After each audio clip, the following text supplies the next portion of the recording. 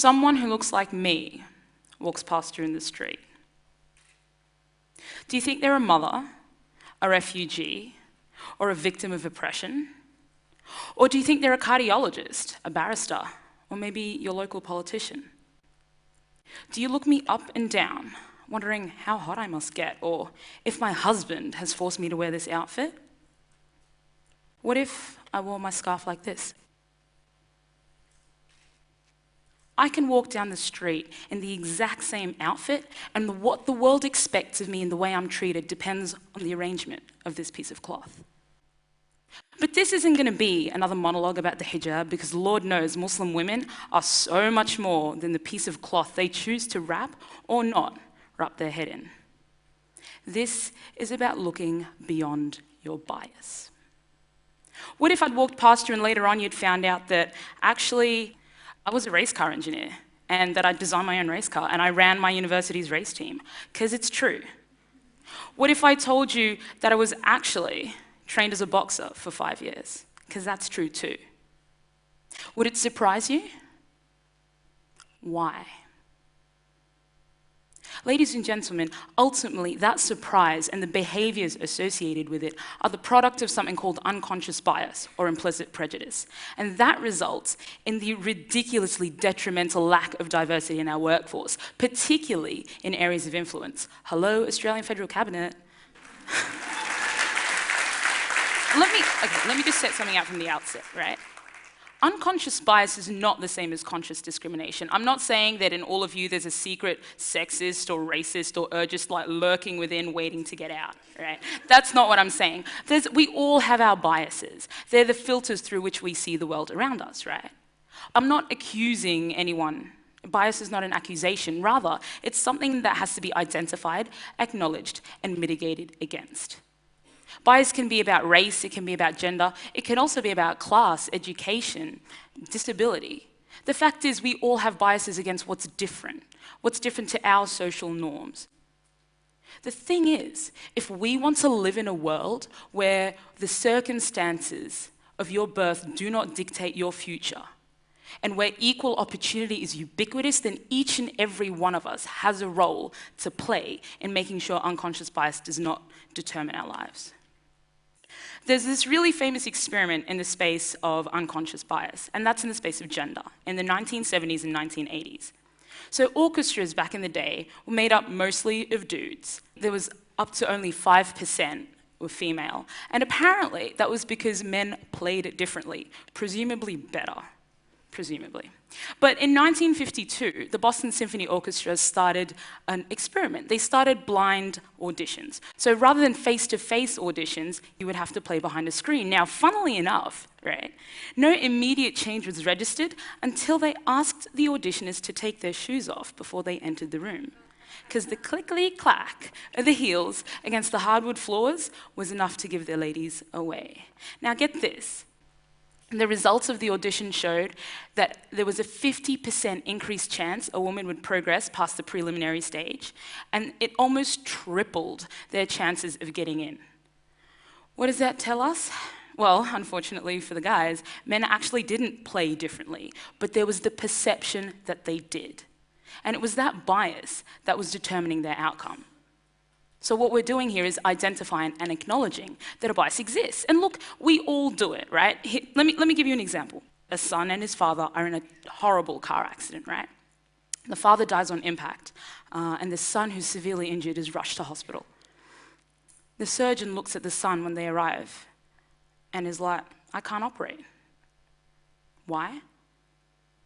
The boy is my son. How can that be? Ladies and gentlemen, the surgeon is his mother. Now, hands up, and it's okay, but hands up if you initially assumed the surgeon was a guy. There's evidence that that unconscious bias exists, but we all just have to acknowledge that it's there and then look at ways that we can move past it so that we can look at solutions. Now, one of the interesting things around this space of unconscious bias is the topic of quotas, and this is something that's often brought up.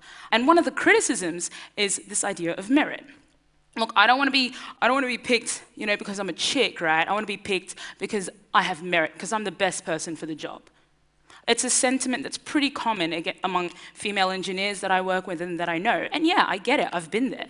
But if the merit idea was true, why would identical resumes, in an experiment done in 2012 by Yale, identical resumes sent out for a lab technician, why would Jennifer be deemed less competent, be less likely to be offered the job, and be paid less than John's? The unconscious bias is there, but we just have to look at how we can move past it.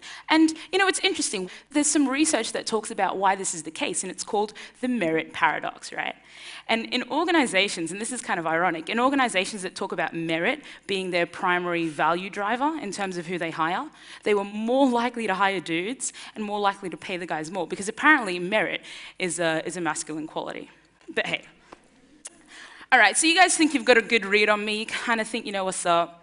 Can you imagine me running one of these? Can you imagine me walking and be like, hey boys, this is what's up, this is how it's done? Well, I'm glad you can.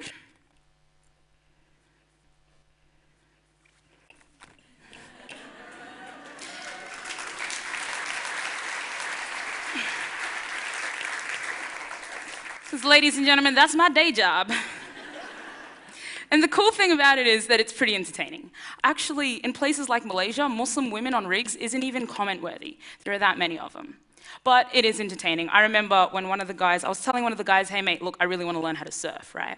And he's like, Yasmin, I don't know how you can surf with all that gear you got on. And I don't know any women-only beaches. And then the guy came up with a brilliant idea. He was like, I know, you run that organization, Youth Without Borders, right? Why don't you start like a clothing line for like Muslim chicks and beaches? You can call it Youth Without Board Shorts. And I was like, thanks, Gaz.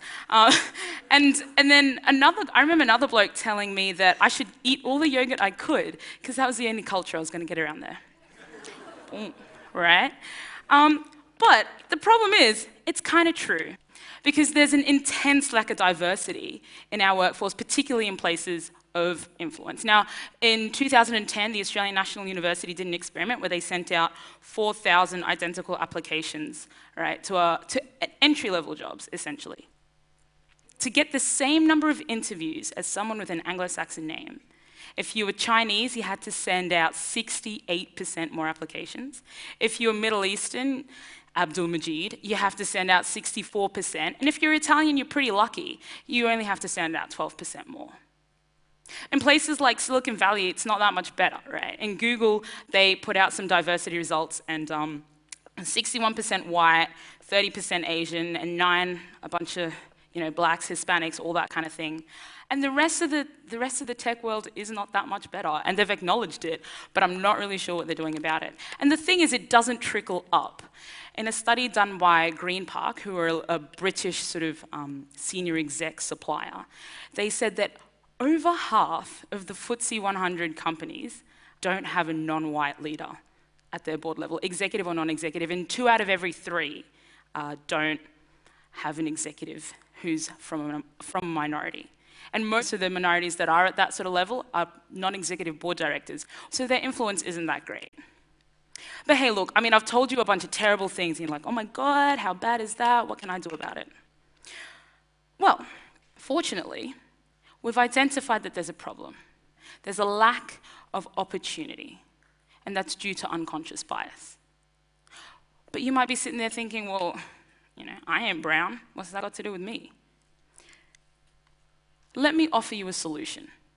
And as I said before, we live in a world where we're looking for an ideal. And if we want to create a world where the circumstances of your birth don't matter, we all have to be part of the solution. And interestingly, the author of the lab resume experiment offered some sort of a solution. She said the one thing that brought the successful women together, the one thing they had in common, was the fact that they had good mentors. So mentoring, we've all kind of heard that before. It's in the vernacular. Here's another challenge for you. I challenge each and every one of you to mentor someone different. Think about it, right? Everyone wants to mentor someone who kind of is familiar, who looks like us, we have shared experiences. If I see a Muslim chick who's got a bit of attitude, I'm like, what's up? We can hang out, right? You walk into a room and there's someone who went to the same school, you play the same sports, there's a high chance that you're gonna wanna help that person out. But for the person in the room who has no shared experiences with you, it becomes extremely difficult to find that connection. So the idea of finding someone different to mentor, someone who doesn't come from the same background as you, whatever that background is about opening doors for people who couldn't even get to the damn hallway. Because ladies and gentlemen, the world is not just. People are not born with equal opportunity. I was born in one of the poorest cities in the world, Khartoum. I was born brown, I was born female, and I was born Muslim in a world that is pretty suspicious for reasons I can't control. However, I also acknowledge the fact that I was born with privilege. I was born with amazing parents, I was given an education and had the blessing of migrating to Australia, but also I've been blessed with amazing mentors who have opened doors for me that I didn't even know were there. A mentor who said to me, hey, your story is interesting, let's write something about it so that I can share it with people. A mentor who said, I know you're all the things that don't belong on an Australian rig, but come on anyway. And here I am talking to you. And I'm not the only one. There's all sorts of people in my communities that I see have been helped out by mentors. A young Muslim man in Sydney who ended up using his mentor's help to start up a poetry slam in Bankstown, and now it's a huge thing, and he's able to change the lives of so many other young people. Or a lady here in Brisbane, an Afghani lady who's a refugee, could barely speak English when she came to Australia. Her mentors helped her become a doctor, and she took out Young Queenslander of the Year in 2008. She's an inspiration, right?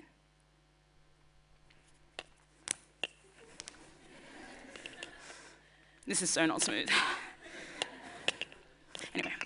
This is me, right? But I'm also the woman in the rig clothes, and I'm also the woman that was in the ibaya at the beginning. Would you have chosen to mentor me if you'd seen me in one of those other versions of who I am? Because I'm that same person.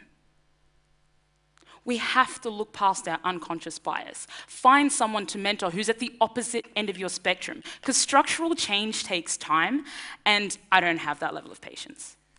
Okay? So, if we're going to create a change, if we're going to create a world where we all have those kind of opportunities, then choose to open doors for people. Because you might think that diversity has nothing to do with you, but we are all part of the system and we can all be part of that solution. And if you don't know where to find someone different, go to the places you wouldn't usually go. If you enroll in private high school tutoring, go to your local state school, or maybe just drop into your local refugee tutoring center. Or perhaps you work at an office. Take out that new grad who looks totally out of place, because that was me, and open doors for them, not in a tokenistic way, because we're not victims, but show them the opportunities, because opening up your world will make you realize that you have access to doors they didn't even know existed, and you didn't even know they didn't have. Ladies and gentlemen, there is a problem in our community with lack of opportunity, especially due to unconscious bias, but each and every one of you has the potential to change that. And I know you've been given a lot of challenges today, but if you can take this one piece and think about it a little differently, because diversity is magic, right? And I encourage you to look past your initial perceptions, because I bet you they're probably wrong. Thank you.